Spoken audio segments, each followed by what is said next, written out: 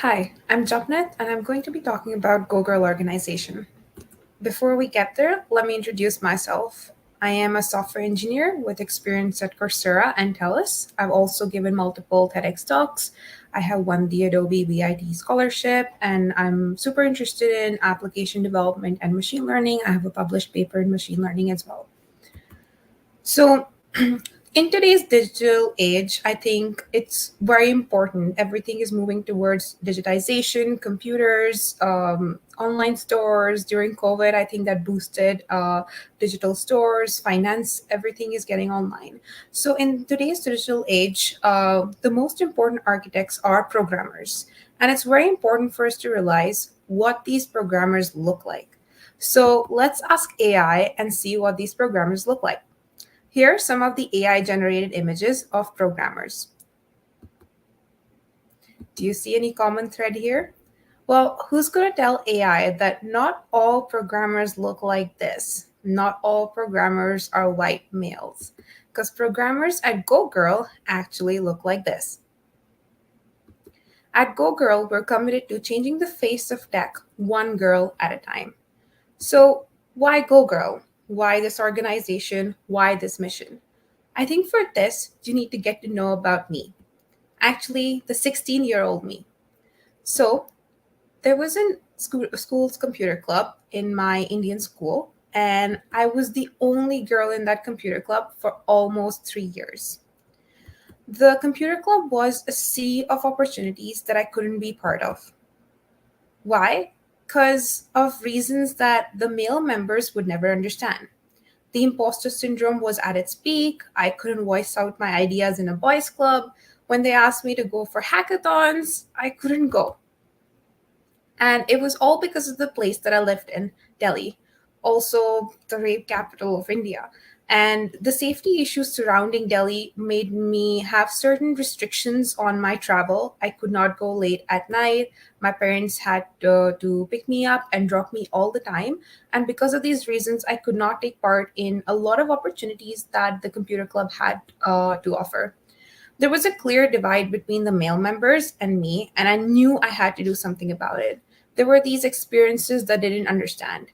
And I thought, well, maybe if there were more girls like me, it would just be better, make me feel like I belong, and actually make me feel comfortable in technology. So, this is an actual picture of me in my all boys computer club. Not the best picture, but I'm just sharing here. Here, I'm in the right corner. So, what I did to change the entire situation was start a recruitment drive. And I was very excited because we were going to take people who did not know programming initially and teach them programming and then get them into the computer club. It was great because 6 boys and 4 girls signed up. My imagination was that after 3 months of training, we will have all of these amazing females in the club. I would have these peers and everything would be perfect. Well, 3 months passed and it was just still me in the computer club. But what had happened was the ratio had worsened because all of the guys ended up joining. And this really confused me. How can all of the 6 guys end up joining and none of the 4 girls make it through the training program and end up joining the club? And that's why I went to the 4 girls and asked them, what happened? Why did you leave the program in the middle? What stopped you from joining the computer club? Because we gave them the same resources, same training as the guys. And what the girl said was that programming was too hard and overwhelming. And if you have had ever experienced programming and tried to learn online, it's hard. It is overwhelming. It is exactly like this because there's so many resources online. It's a new language you're learning to communicate. But that shouldn't be the sole reason why the girls were left out. So I tried to dig in more. And then they came up with the fact that they felt alone and they were scared to ask questions with the senior boys. And that hit me home because that is exactly how I had been feeling for the past 3 years. I felt alone in the club. I did not have anybody who could completely understand me. And I was also scared to ask the guys questions. This gave me an idea that I want to do workshops for women by women to create safe spaces for girls to learn coding. And I actually went to my school and I talked to the teachers and I organized the whole week of workshops for girls. And this is me at the podium trying to get girls to participate. I was very nervous. It was my first public speaking engagement. And I went to the morning assembly and I tried to tell the girls about the workshop and how we're going to be building games. And I was very surprised and happy to know that 60 girls signed up to the workshop. So, after a whole week of the workshop, 60 girls were enthralled by programming. Some of them ended up joining the computer club. A few of them went on to win medals in the computer Olympiads. So, it was a great result. And I soon realized that this problem is not just in my school, it is in a lot of places in India, especially underprivileged communities. So that's how Go Girl was born. It was born out of a desire to share my love for coding with other girls. These are some of the workshop pictures. I actually studied in Singapore for my grades 11th and 12th, so I ended up hosting a lot of workshops in Singapore and in India. I also had the privilege of doing a TEDx talk. We were featured in Times of India, and we ended up teaching 2,000 students in high schools in India. Everything was going great before COVID hit. And COVID hit government school education very hard. Suddenly, everything was online, but the country was not prepared with the resources to deal with an online education. So much so that only 60% of schools did not even have access to the internet. And 20 million plus students dropped out during COVID. And these stats are just a tip of the iceberg. This made us realize of the deeper problems in the Indian public education system. The government schools in India lacked the infrastructure. The computer labs were barely there. Even if there were like 20 computers there, a lot of them were non functional. The resources and the quality of the curriculum was very outdated. The curriculum was not tech focused, which is the need of today's world. And yeah, it was just lacking in every aspect. Even the teachers didn't have enough training to teach the most latest languages because they did not have industry experience. So everything was outdated, and these kids were not getting the quality education that they deserved. So this is where Go Girl came in. We introduced our technical training programs, which were at the intersection of the gender gap in technology as well as the digital literacy rate and digital divide in India. So during the pandemic, we shifted all of our workshops online and started teaching in government schools, in a lot of local communities, in rural and remote areas online.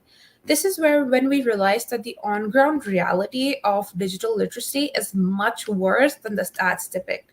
To the end that some of our kids were confused about monitors and thought they were TVs, and a lot of our kids didn't even know how to type. We had to host dedicated workshops teaching them how to type on a keyboard. Such was the situation of remote communities in India and their access to technology. So, our workshops sort of bridge the gap from basic computer skills to web development. The great thing about our curriculum is that we start where the kids end. Whatever they need, if they need help with typing, if they need help with even understanding what a computer is before they move on to coding, we're there for them.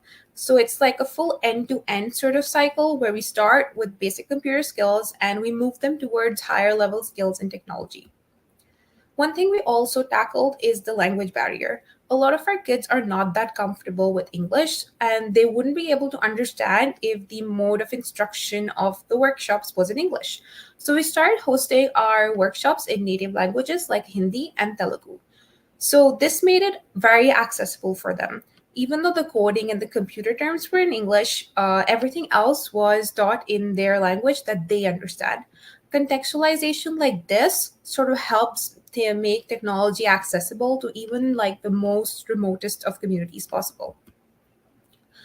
There was also lack of infrastructure, which is why we started our mobile friendly curriculum and pen and paper activities. Let's say there's 10 computers in a lab and 20 students. While the 10 computers are being used by 10 students, the other 10 students actually partake in our pen and paper activities to just revise the concept, implement them on paper so that they're ready when they do get access to a computer.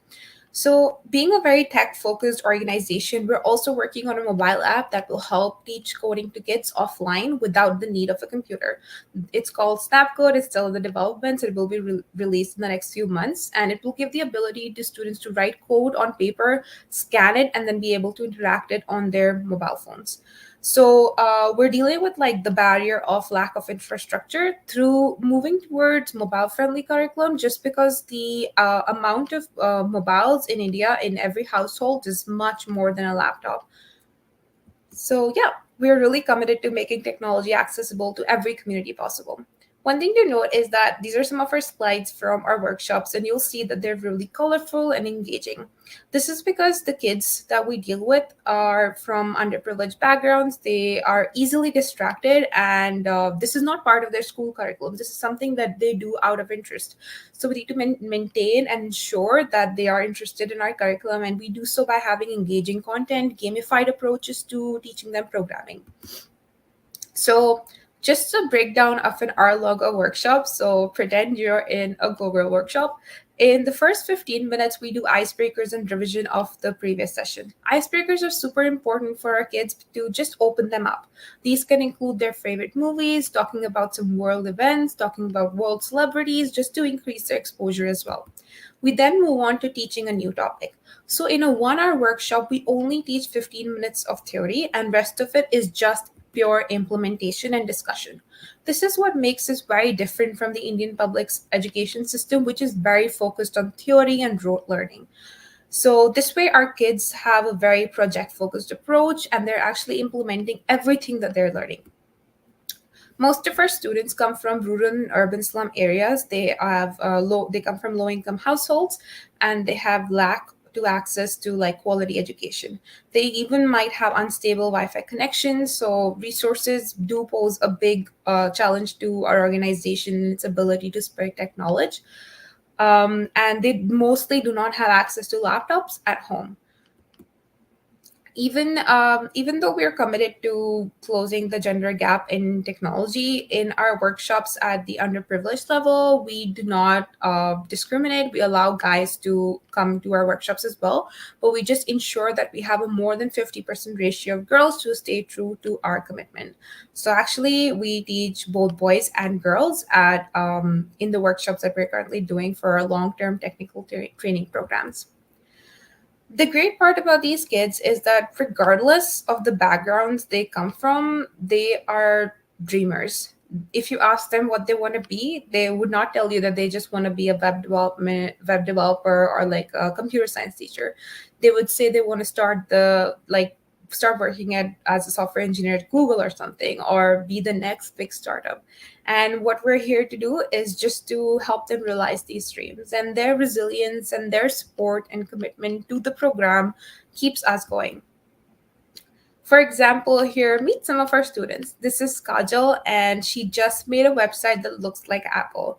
In my last conversation with her, she told me that she cannot believe that she made a website that looks like an actual website on the internet. This goes to show how project focused our approach is. Kids have also created website clones for Tesla and Google Forms and Google Docs. So we always make sure that we end each curriculum, like each 15 lessons, with a big project that they can show on their portfolio, their resume, to also help them with employability. These are girls from our Yashoda program. We host these workshops in Telugu in Telangana, and one of the students actually thought that the computer is a TV, and now she's coding websites. So just the journey that our students go through, from learning very basic computer skills like typing or even learning more about the computer to making websites, is incredible. Meet Shivangi. So she's a schoolgirl, and she loves making website, and she always goes beyond the curriculum and makes a lot of websites. So she created like a personal portfolio which showed about her and her interests. So the reason we teach web development is also because it is very visual. You can add colors, images, and that keeps the kids engaged. And this leads to it being like a creative outlet for them. For example, creating greeting cards on New Year's, or just adding their favorite actor to the website. And it sort of creates a way for them to express themselves. and increase their creativity. Let's also meet Rani. So this is a very interesting case, and I think it still inspires me till date. Is we this program is with Sekodikon, which is in a tribal region in Rajasthan. So these girls travel for over 2 hours to reach the center, which is the only center which has access to Wi-Fi and computers, and they're learning programming. So what happened in this particular case was that the class got cancelled and Rani did not know, and the bus that takes her to the center also didn't come. So she decided to take a public transport and reach the center on time for her class. And we were just so inspired by the actions that she took, so that the tutor for that class actually hosted a private session for her for 2 hours. And she has been amazing since. She has also started mentoring younger students and trying to get them to a more advanced level. So yeah, our kids are very enterprising. They take the initiative and the steps required towards their education, and they also believe a lot in sharing their knowledge with their community and mentoring the kids around them. And I think we cannot talk about Go Girls Impact without mentioning Sangeeta. So Sangeeta is one of our star students. She always goes beyond the curriculum, and if you teach her one topic, she goes home and learns so much more and comes back with so much more knowledge the next class.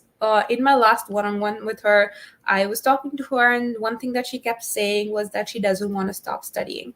And I think that hit me hard because I have never been stopped from studying. In fact, my parents have pushed me towards studying, right? So hearing a girl say that she would be forced into early marriage just because the family doesn't have funds to to support her studies is just hard. And this is the ground reality of a lot of girls in India. She is not the exception, but the rule. So we have actually given her a scholarship to pursue a bachelor's in computer application. What is crazy and what is amazing with this result is that when Sangeeta came to us, she didn't know anything about computers. And now, for the next 4 years, she's going to be working towards a degree to become a software engineer. So I think that is just a testament to like what GoGirl is doing for these girls, how it's changing the face of technology, how it's defying societal expectations, and getting girls who do not look like programmers to be programmers. Currently, over 200 kids are being taught by GoGirl. These are some of the workshop pictures here. And I think one thing that I can pride myself about our work is that none of these girls face the same imposter syndrome that I did. None of these girls are scared to ask questions. They're not scared to learn. And I think that is the amazing part of having representation as like female tutors and enabling and having a community, because we have a lot of girls learning together. And that is what these female only workshops sort of inculcate in these girls, that they can do it as well as anybody else. And I think that is a great result. And just the fact that they're so confident in their abilities, if you go ask them what they want to be, they would not shy away from saying software engineer. And I think that is what makes me super proud that they're not going through what I and those four girls went through during my school's computer club. And yeah, that is what we're doing at Go Girl. And you can follow us on Instagram to see more stories of our students and the impact